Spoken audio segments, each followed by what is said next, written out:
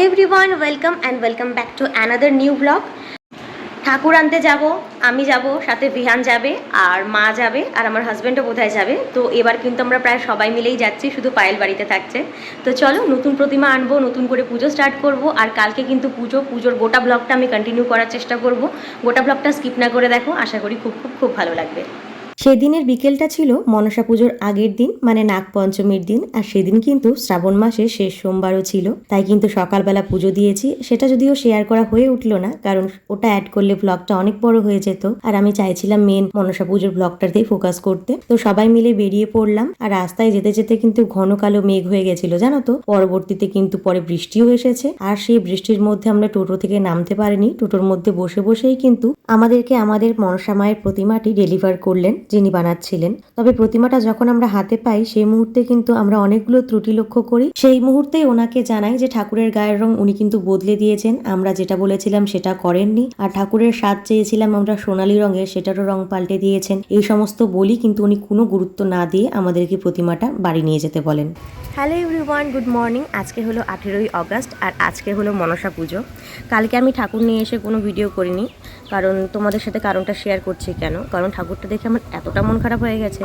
এর আগের বারে যারা আমার পুজো দেখেছো বা ব্লগ দেখেছো তারা জানো যে এর আগের বারের প্রতিমাটা আমাদের কত সুন্দর ছিল। এবার যিনি মানে প্রতিমা বানিয়েছেন, প্রতি বছর উনিই বানান, এবার ঠাকুরের গায়ে উনি একটা গয়না দেননি, একটা গয়না দেয়নি। টায়রা টিকলি থেকে শুরু করে নাকের নথ টথ কিচ্ছু দেয়নি। আর মা বলেছিল যে ঠাকুরের যে শোলার মুকুট টুকুট থাকে, মানে যেগুলো থাকে আর কি, সেগুলো হলুদ রঙের দিতে, উনি দিয়েছেন সাদা রঙের। তো সব মিলিয়ে, আর বেহুলার সাথে কি হয়েছে তোমাদেরকে দেখাই। বেহুলার উপরে যে মুকুটটা থাকে সেটা হচ্ছে কাগজের মধ্যে পেন দিয়ে, মানে বাচ্চারা যেমন এঁকে এঁকে মুকুট বানায় না, ওরকম একটা মুকুট লাগিয়ে দিয়েছে। তো ওনাকে আমি ফোন করছি, সমানে উনি এখন ফোন ধরছেন না। কালকে বললেন যদিও আজকে এসে গয়নাগুলো ঠিক করে দিয়ে যাবেন। এখন আমি ছাদে বসে আছি, তো তোমাদের সাথে শেয়ার করি চলো।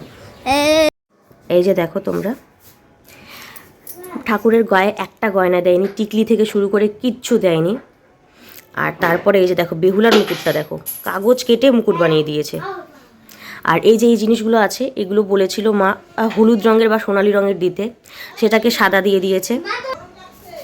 তো সব মিলিয়ে আমার ভীষণ মন খারাপ। আমি ওনাকে ফোন করে যাচ্ছি, সমানে উনি ফোন ধরছেন না। আর কালকে রাতে মেসেজে কথা হয়েছে। আর শাড়িটা পরিয়েছে দেখো তোমরা, দেখো শাড়িটা কিভাবে পরিয়েছে। আর এদিকেও মানে কাটা শাড়ি বেরিয়ে আছে। জানি ছোট প্রতিমাকে কাটা শাড়ি পরায়, কিন্তু সুন্দর করে তো পরাবে। মানে এর আগের বারে আমাদের মা এত সুন্দর ছিল, আর এবার দেখো কিভাবে বানিয়ে দিয়েছে। আমার যে এত রাগ হয়েছে না, মানে কি বলবো। ওনাকে সমানে ফোন করে যাচ্ছি, ফোন ধরছে না। তো যাই হোক, উনি যদি এসে সব কিছু ঠিক করে দেন তাহলে তো ভালোই হয়, আর না হলে পুজো করতে হবে আমাদেরকে এইভাবেই। তো গোটা ব্লগটা শেয়ার করব, দেখো, আশা করি তোমাদের ভালো লাগবে।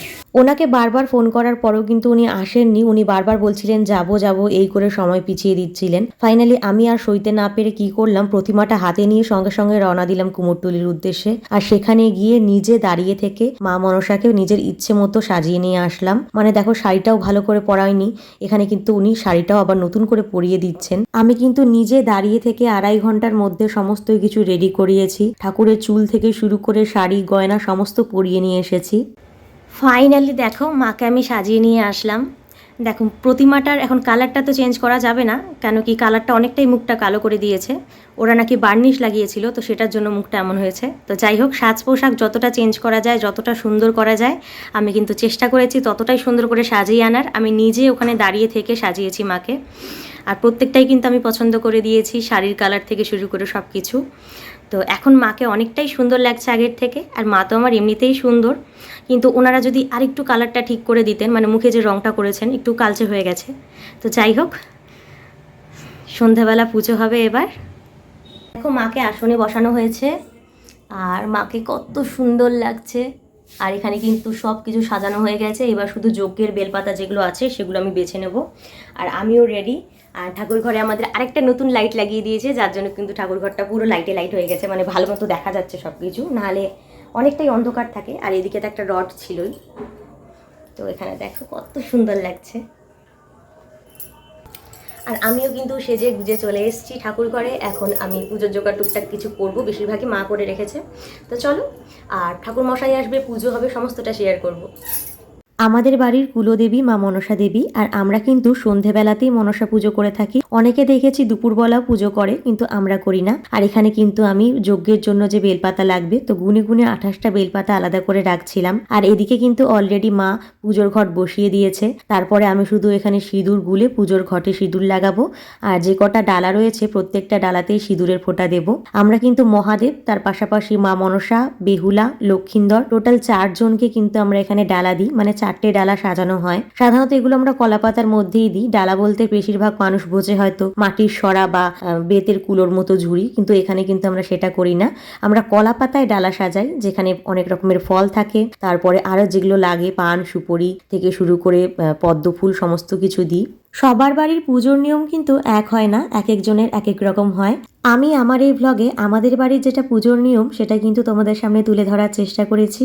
একটা ছোট্ট ভিডিওতে গোটা পুজোটা ক্যাপচার করা সম্ভব নয়, যতটুকু পেরেছি আমি কিন্তু ভিডিও করেছি। তারপরে ঠাকুরমশাই চলে আসলেন, আর উনি এসে কিন্তু সবার প্রথমে বাড়ির যে অন্যান্য ঠাকুরগুলো রয়েছে সেই প্রত্যেকটা ঠাকুরকে ভোগ লাগালেন, সন্ধ্যা আরতি ধূপ দেখালেন, তারপরে পুজো শুরু হলো। ওম মা মনসা দিব্যস্নাক সহিত আসনং স্বাগতম সুস্বাগতমায় এতদস্নাগ সহিত মা মনসা দিব্যই আসনং স্বাগতম সুস্বাগতমায় মা অস্নাগ সহিত মা মনসা দিব্যই আসনং স্বাগতম সুস্বাগতমায় অধিপতে শ্রী বিষ্ণুবে নমো সম্প্রদানায় শ্রী মা মনসা ওই দিব্যই নমো শঙ্করিষ্ট নাগা প্রতিষ্ঠিতা